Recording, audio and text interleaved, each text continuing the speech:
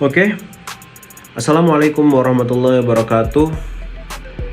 Selamat malam, selamat siang, dan selamat sore ya bagi siapapun yang nonton video ini gitu.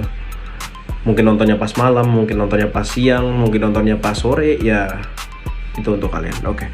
Nah, di video kali ini saya mau cerita sedikit gitu ya tentang pengalaman saya selama menjalani PLP 1 di SD Muhammadiyah Semoya. Kurang lebih selama kegiatan PLP, saya nggak cuma belajar tentang gimana proses pembelajaran di sekolah, tetapi saya juga bisa melihat secara langsung kehidupan sekolah itu loh. Mulai dari budaya sekolah, kegiatan siswa, cara guru mengajar, sampai gimana cara menghadapi berbagai karakter siswa gitu.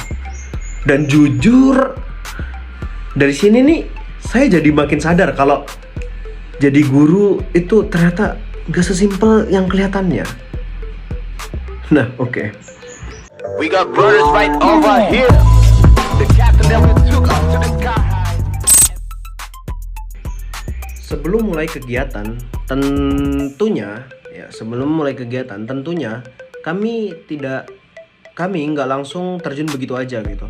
Kami melaksanakan koordinasi dengan DKL, dengan DPL, dengan DKL, dengan DPL untuk apa sih? Ya untuk membahas berbagai hal tentang PLP gitu.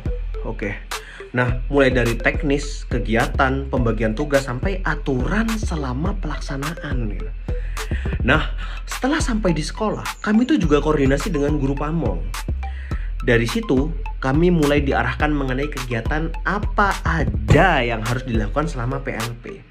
Mulai dari observasi lingkungan sekolah, mengenal kultur sekolah, melihat proses pembelajaran, sampai ikut terlibat dalam berbagai kegiatan yang ada di sekolah. Jadi, dari awal, kami tuh udah punya gambaran tentang apa yang harus dilakukan selama berada di sekolah. We got brothers right over here. The captain that we took up to the sky high.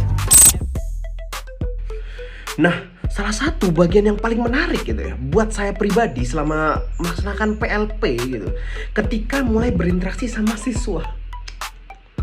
Nah, di sini saya tuh dapat kesempatan ya mengamati ya, sekalian ikut itulah ya di selama KBM mereka gitu ya. Siswa kelas 3, khususnya kelas 3A.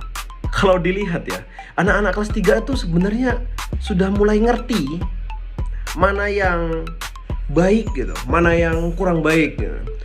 Mereka juga tuh udah bisa mandiri dan memahami aturan juga gitu. Nah, tapi ya itu namanya juga anak-anak gitu loh. Mereka masih suka banget tuh bermain, aktif, dan gampang banget dan gampang banget terdistraksi gitu loh. Nah, kadang baru aja guru menjelaskan, beberapa menit kemudian udah mulai ada yang ngobrol sama temennya. Tapi gitu ya, justru dari situlah aku belajar. Ternyata menghadapi siswa tuh nggak bisa pakai satu cara yang sama untuk semuanya. Ada anak yang cukup dikasih arahan, ada yang harus diingatkan beberapa kali, dan ada juga yang memang perlu didampingi lebih dekat gitu. We got brothers right over here. The captain that we took up to the sky high.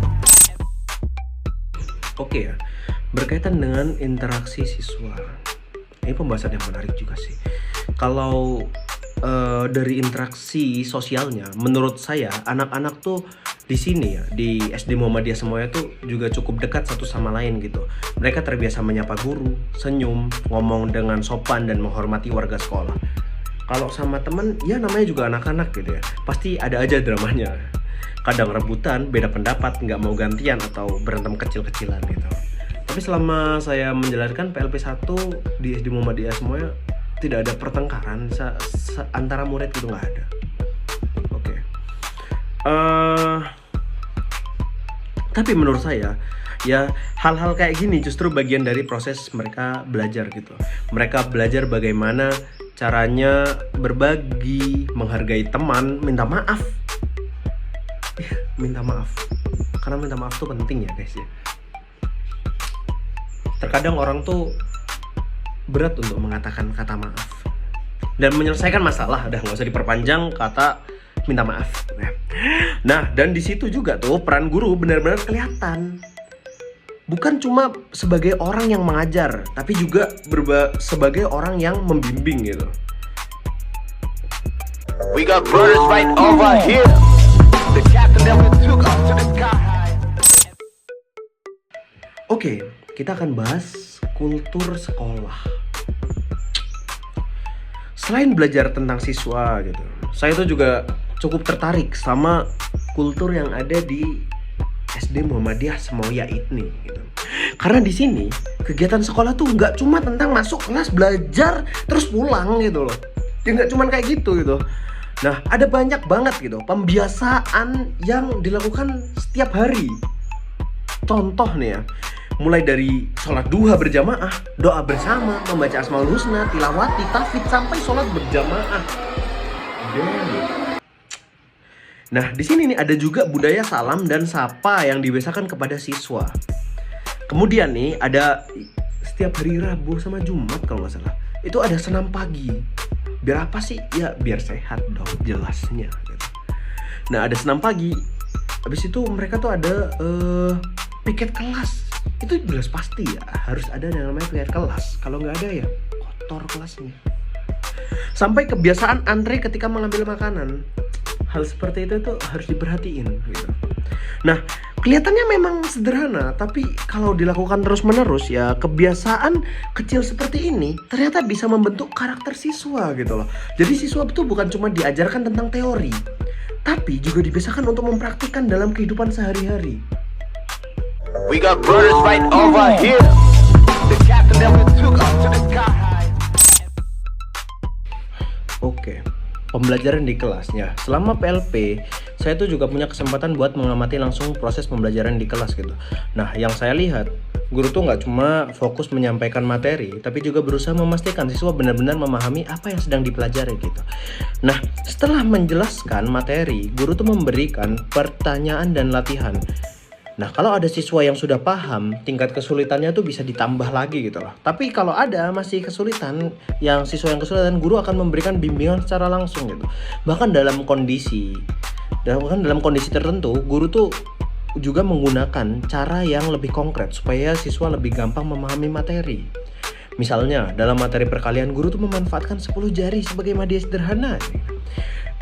Dari sini, saya juga belajar kalau mengajar itu ternyata butuh kreativitas, karena belum tentu cara yang berhasil untuk satu anak berhasil juga untuk anak yang lain. We got brothers right over here. The captain that we took up to the sky high. Setelah menjalani semua kegiatan ini, saya tuh juga jadi banyak mikir gitu loh tentang diri saya pribadi.